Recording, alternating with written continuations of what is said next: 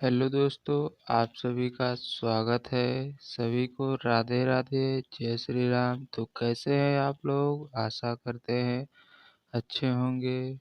तो चलिए आज की इस क्लास में आरआरबी ग्रुप डी के लिए लेकर आ गए हैं। आप सभी का बहुत बहुत स्वागत है। चलिए क्लास को करते हैं शुरू। आज का हमारा पहला प्रश्न है, भारतीय रेलवे का सबसे लंबा प्लेटफॉर्म कौन सा है? Howrah junction, Gorakhpur junction, Kollam junction, Kharagpur junction. तो भारतीय रेलवे का सबसे लंबा प्लेटफॉर्म गोरखपुर जंक्शन है। कौन सा? गोरखपुर जंक्शन भारतीय रेलवे का सबसे लंबा प्लेटफॉर्म है। अगला देखते हैं। अगला प्रश्न हमारा है, भारतीय रेलवे का पहला बुलेट ट्रेन प्रोजेक्ट कौन सा है? जो पहला बुलेट ट्रेन प्रोजेक्ट है वो कौन सा है? क्या मुंबई अहमदाबाद है, दिल्ली कोलकाता है, दिल्ली मुंबई है, या बेंगलुरु चेन्नई है? तो भारतीय रेलवे का पहला bullet train project Mumbai Ahmedabad है। कौन सा है? मुंबई अहमदाबाद भारतीय रेलवे का पहला बुलेट ट्रेन प्रोजेक्ट है। चलिए आगे देखते हैं। अगला प्रश्न है, भारतीय रेलवे में सबसे लंबी दूरी तय करने वाली ट्रेन कौन सी है?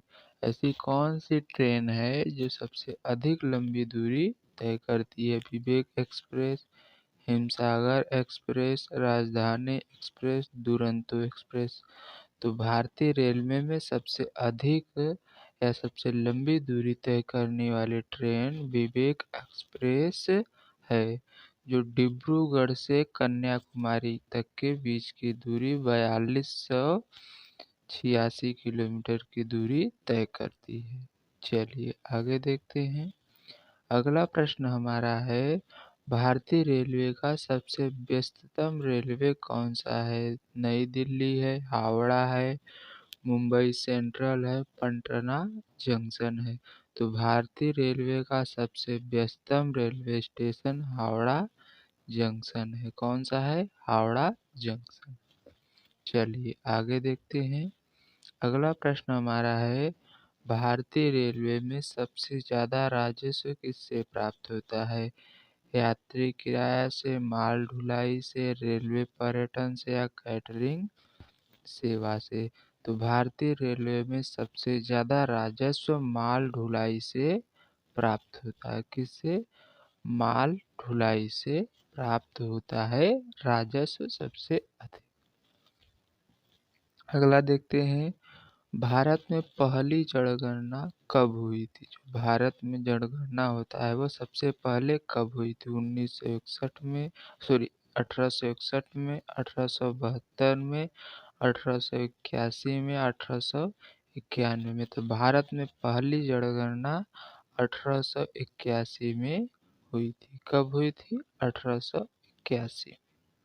अगला देखते हैं, इंडियन इंडिपेंडेंस एक्ट कब पारित हुआ? इंडियन इंडिपेंडेंस एक्ट क्या 1942 में, 1945 में, 1947 में, या 1950 में?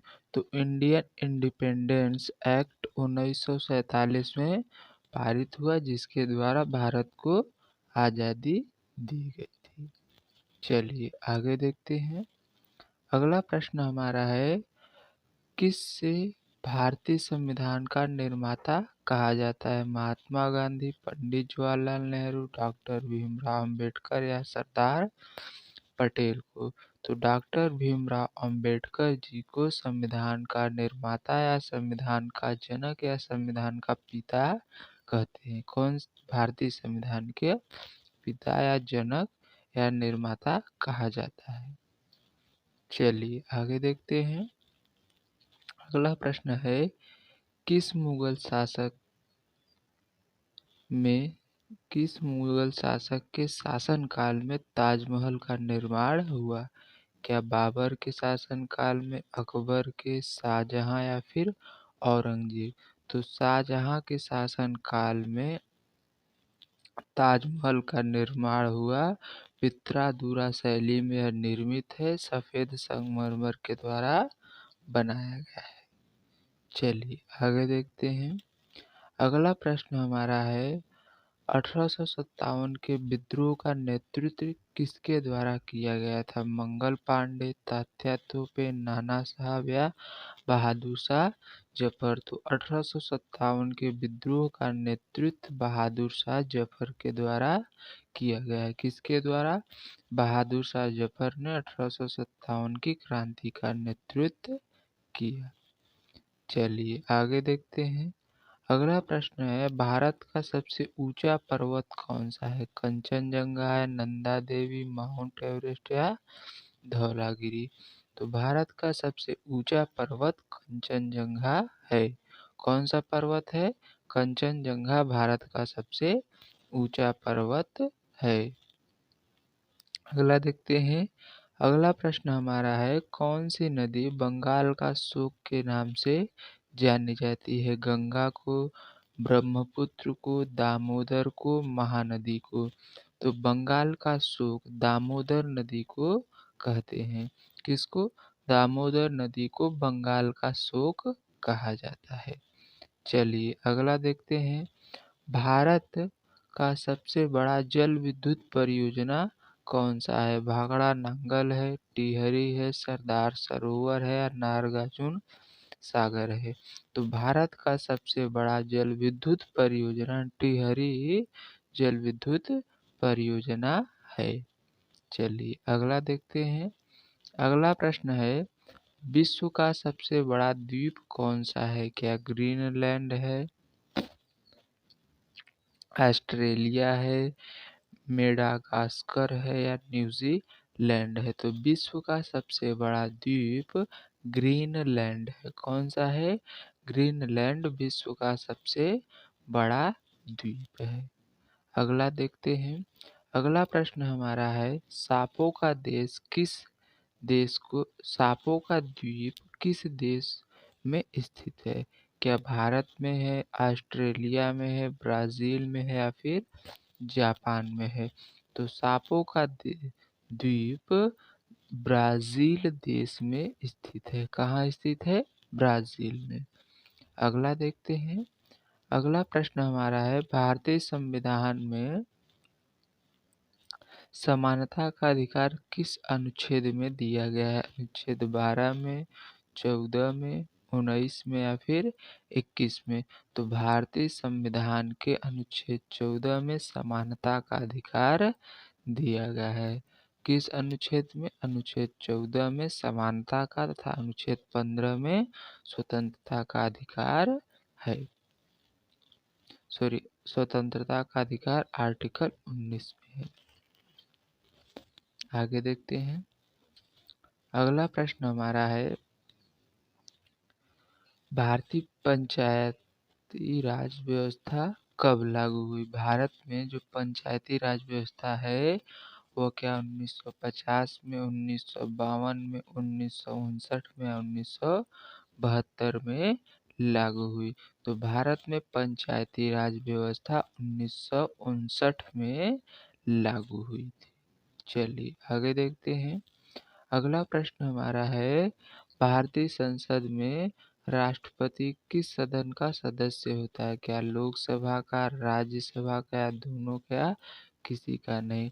तो भारतीय संसद में राष्ट्रपति किसी भी सदन का सदस्य नहीं होता है।